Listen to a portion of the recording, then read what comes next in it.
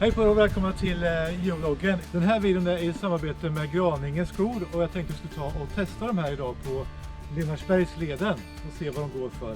Jag tänker att jag ska byta om till de här sköna kängorna och i dem så kommer jag ha också ett par strumpor från Graninge. Vandringsstrumpor, tunna i ull. Perfekt att ha på sommaren. Så jag kommer i dem. De är sköna. När man spenderar mycket tid ute i naturen lär man sig ganska snabbt en viktig sak. Har man dåliga skor så spelar resten nästan ingen roll. Därför har jag testat Hemmavan från Graninge, en rejäl vandringskänga som verkligen är byggd för nordiska väder och tuff terräng. Det passar bra där, den sitter bra på min vänsterfot. Ja, men de där sitter riktigt bra faktiskt. Det ska bli intressant att se hur de liksom beter sig när vi går och vandrar längs med leden. Så vi ger oss iväg.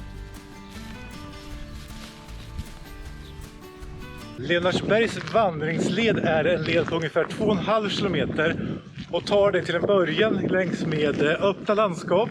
Sen kommer man in och går längs med Motala ström och sen som går ut till sjön Glan.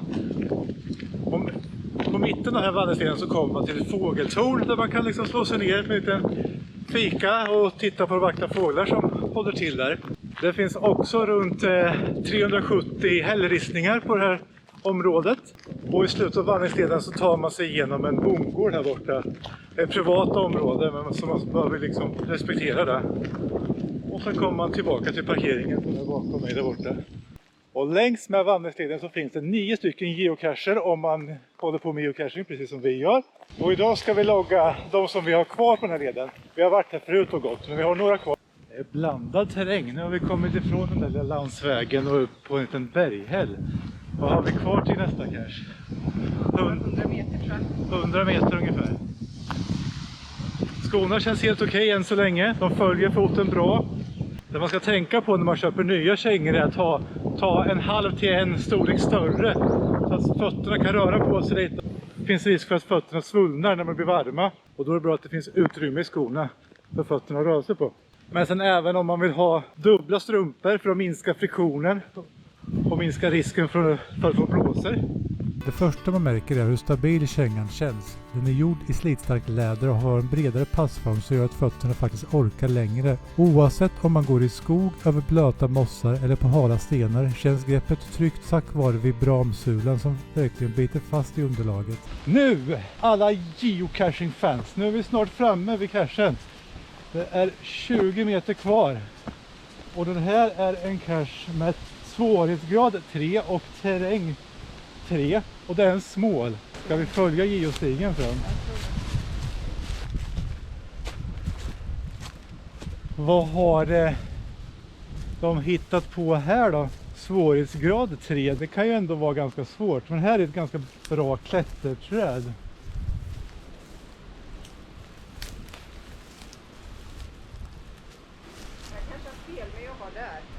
Ja, det kan nog stämma. Jag tyckte bara trädet som var där var klättervänligt. Hittar du den? Du hittar den!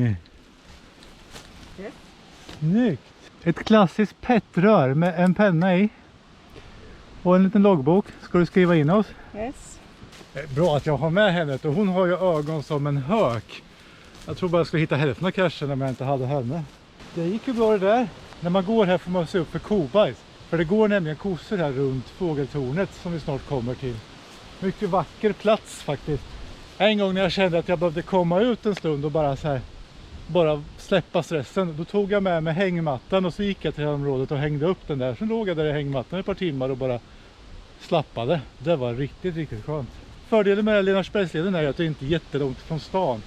Det går att ta spårvagn eller buss för att ta sig hit och sen går man sista biten. Det tar kanske en kvart, 20 minuter att gå från kollektivtrafiken. Annars så kan man liksom bara åka bilen ända fram till starten. Så kommer man liksom ut på landet ganska snabbt.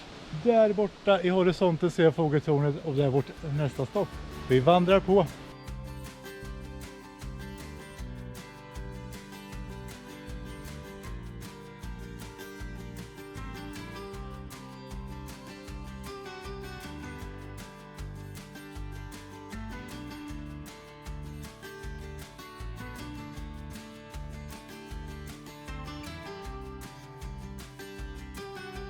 Nu har vi kommit fram till fågeltornet här vid Lönnsberg. Jag tänker att vi tar oss upp på toppen och kollar på den vackra utsikten innan vi beger oss vidare till cachen som är åt det där hållet.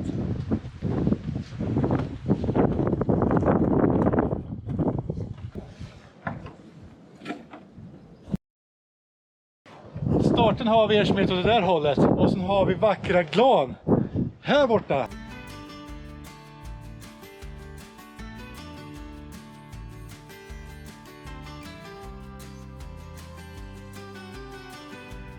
Vacker utsikt det här är. Nu går vi vidare mot nästa cache. Här får man nog akta huvudet, annars slår man i det. Det här tornet är ganska populärt bland fågelskådare. Jag har flera gånger mött fågelskådare här som har haft sin kamera redo och fotograferar de vackra fåglarna som håller till där ute. Man kan även som fotograf och fågelskådare gömma sig här innanför och titta ut i de här luckorna här som man kan öppna och stänga. Då kan man stå här och speja. Ja, ett jättetrevligt ställe i alla fall. Ta med fikakorgen och åk hit, Lönnsberg. Vi ska nu ta oss vidare till cachen som ligger ungefär 100 meter däråt.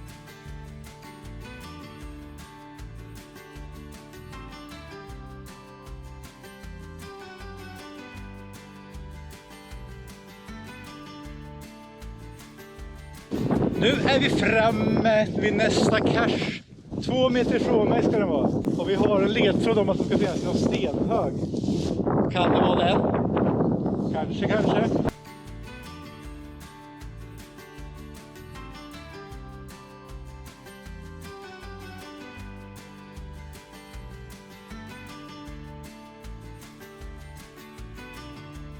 Det här är helt enkelt en skog för dig som vill kunna fortsätta framåt oavsett om det handlar om vandring, geocaching eller bara långa dagar ute i naturen.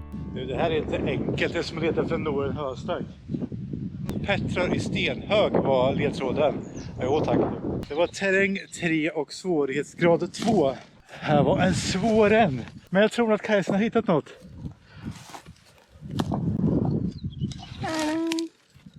Ja jäklar. Där under ligger den. Törs du ta den då? Ormen kommer! Nej, det var ingen orm, det var en cache. Det kändes skönt att hitta den där. Jag vill inte gå från det här vackra sättet utan att inte ha hittat den helt enkelt. Men å andra sidan gör det ingenting att komma tillbaka till det här vackra området. Nu ska vi ta och vandra sista biten tillbaks till bilen. Gå ner här och sen förbi den där gården där borta. Och sen är vi framme.